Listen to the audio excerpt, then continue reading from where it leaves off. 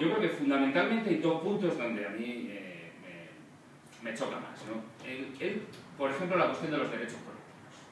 Claro, en su esquema de pensador liberal, puro y duro, no cabe la figura de que los pueblos tengan derechos.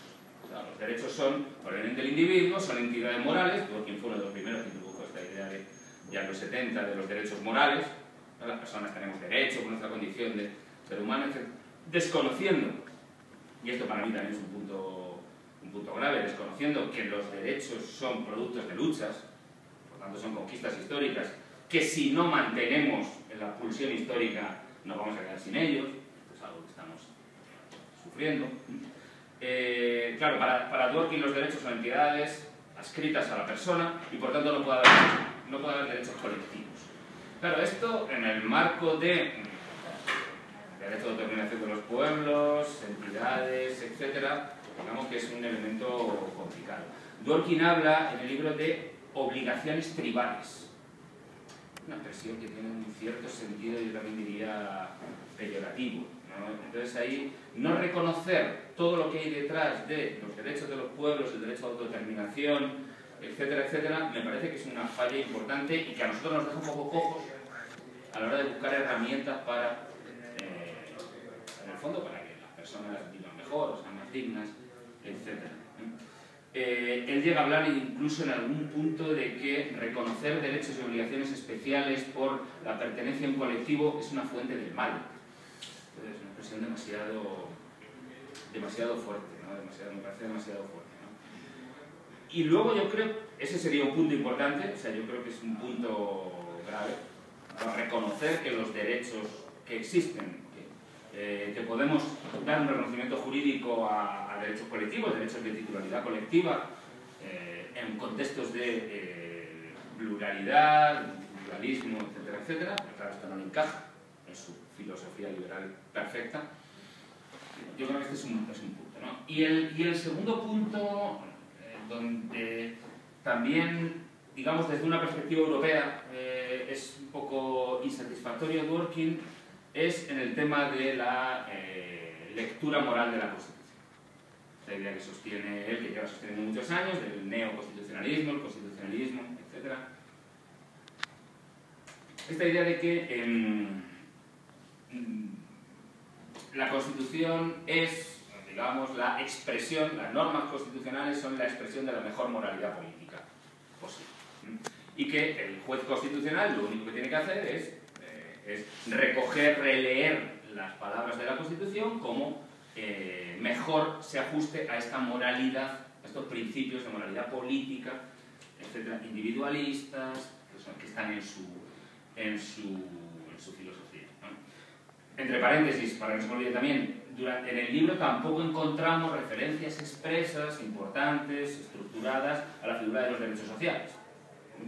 Él le preocupa mucho la libertad de expresión, la libertad de voto, la autonomía, la dignidad, habla en algunos casos de condiciones mínimas, etcétera, pero bueno, no encontramos un desarrollo de la necesidad de existencia de derechos sociales, de un conjunto de derechos sociales fuerte para poder hablar también de buena vida, vida digna, etcétera, ¿no? Esto también sería un punto a discutir. Bueno, ¿pero a qué me refería con el tema de la Constitución? Claro, Dworkin también hay que leerlo en perspectiva estadounidense, no en nuestra perspectiva, donde ellos tienen una constitución idealizada, una constitución histórica, etcétera, que la pueden entender como un instrumento común. Claro, en la perspectiva europea, la crisis, este es un libro precrisis, claro, es un libro en su perspectiva, no en nuestra perspectiva. Claro, la crisis ha demostrado que las constituciones pueden ser hoy, en muchos puntos, expresión de un derecho sin fuerza. Un derecho sin fuerza. Es decir, no voy a llegar a la comparación con la Segunda Guerra Mundial, con el momento pre-Segunda Guerra Mundial, donde Hitler, por ejemplo, ni siquiera necesitó derogar la Constitución de Weimar, ni siquiera la necesitó derogar, porque se convirtió en una derogación de facto, prácticamente, porque se había quedado sin fuerza.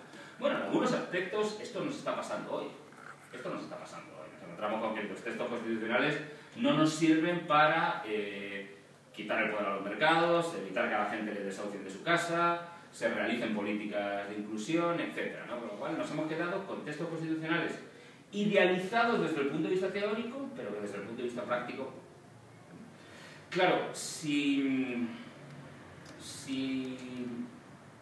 entendemos esta especie de constitucionalismo ético, la Constitución como la mejor expresión de los valores políticos de la comunidad, pero idealizamos el texto constitucional hasta el punto de que los jueces están obligados a realizar una lectura moral de esa Constitución, no cabe posibilidad de disenso frente a ese gran texto, ¿cómo compaginamos esto con una práctica en la que el texto constitucional no nos sirve para garantizar derechos fundamentales? Creo que esto, aunque sea una lectura desde aquí, sería un problema con respecto a Kelsen.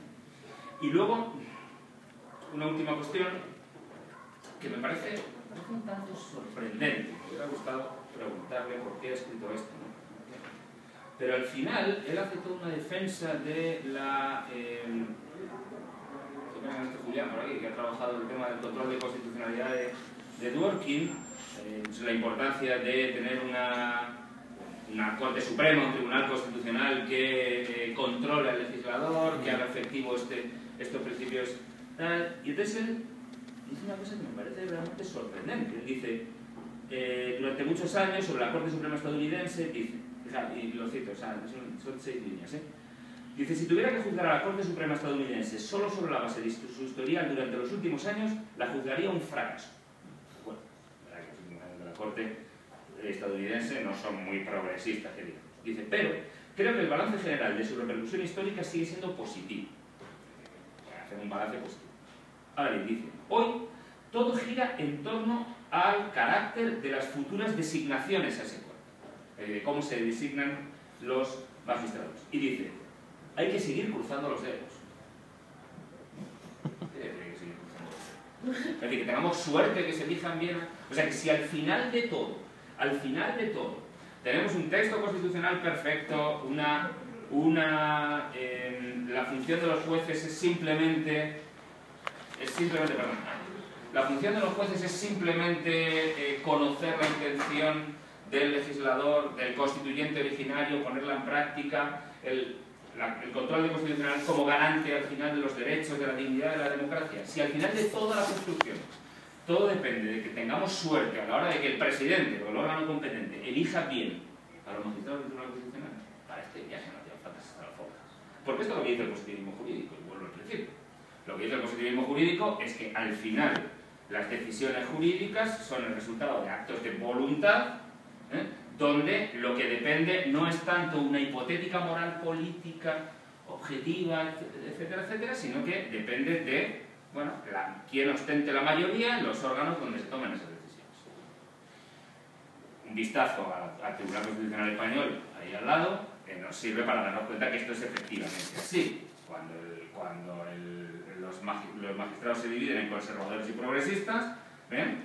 Conservadores se supone que son los que ha elegido los que están nombrados a propuesta del PP, progresistas se supone que son los que están nombrados a propuesta del PSOE, y al final es una decisión mayoritaria en función de quién tiene mayoría en este caso. Por lo tanto, si al final de toda la brillante construcción teórica de Dworkin, el problema del control de constitucionalidad es que tengamos suerte, crucemos los dedos a la hora de elegir los magistrados del último tribunal, parece que esto ya lo decían los positivistas, ya lo decía Hart, que se peleó en los años 60, hace muchos años, ¿no? Pero bueno, con esto no quería desanimar, por supuesto, sino todo lo contrario a la lectura de la obra de Dworkin, y simplemente plantear 3 temas, ¿no? Es decir, cómo en contextos de sociedades multiculturales o plurales como las nuestras encajaríamos esta idea de los derechos colectivos, que a mí me parece una idea importante, de peso, y que Dworkin no reconoce. 2, lo mismo con el tema de los derechos sociales.